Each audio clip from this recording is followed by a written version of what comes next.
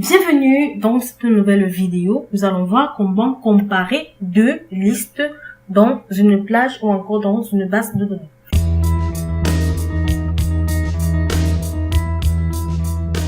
Dans cet exemple, nous allons décrire comment comparer deux listes à l'aide d'une mise en forme conditionnelle.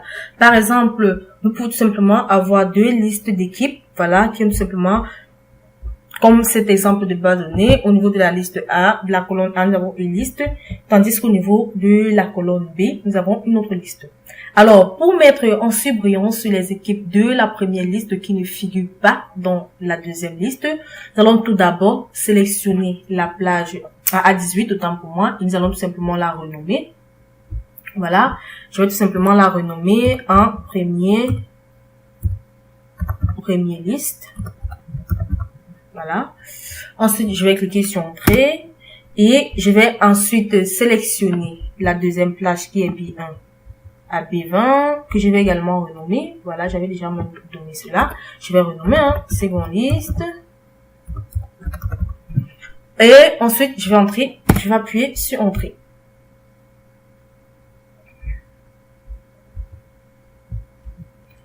Alors, après avoir nommé mes deux colonnes ou encore mes deux plages, je vais tout simplement sélectionner la première plage qui est la cellule A1 à A18. Ensuite, je vais aller au niveau de l'onglet de accueil du rebond et je vais tout simplement sélectionner mise en forme conditionnelle. Je vais cliquer sur nouvelles règles et là, j'ai la boîte de dialogue nouvelles règles de mise en forme conditionnelle qui apparaît. Dans cette nouvelle règle, je vais tout simplement sélectionner le type, utiliser une formule pour déterminer pour quelle cellule le format sera appliqué. Et je vais tout simplement entrer la formule en tant que égale au nombre.c, la fonction nombre.c. Je vais entrer la parenthèse première liste puisque j'ai renommé cette cellule. On pouvait le constater première liste. Donc, je vais entrer première liste, seconde liste qui doit entrer et non première, excusez-moi.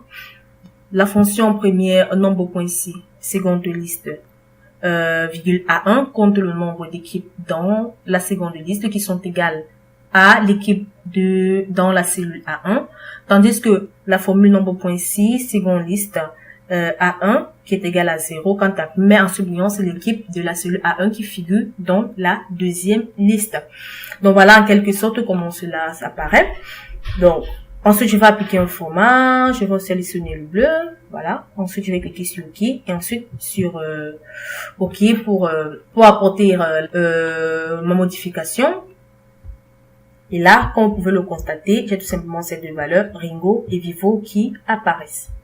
Alors, cette fois, pour mettre en surbrillance les équipes de la deuxième liste qui ne figurent pas dans la première liste, parce qu'il est important de nommer Ringo et Vivo sont tout simplement les équipes qui n'apparaissent tout simplement pas dans la deuxième liste, tandis que tous les autres apparaissent dans la deuxième liste. Si je prends Orange, voici le même Orange qui est là. Si je prends Alcatel, le même Alcatel,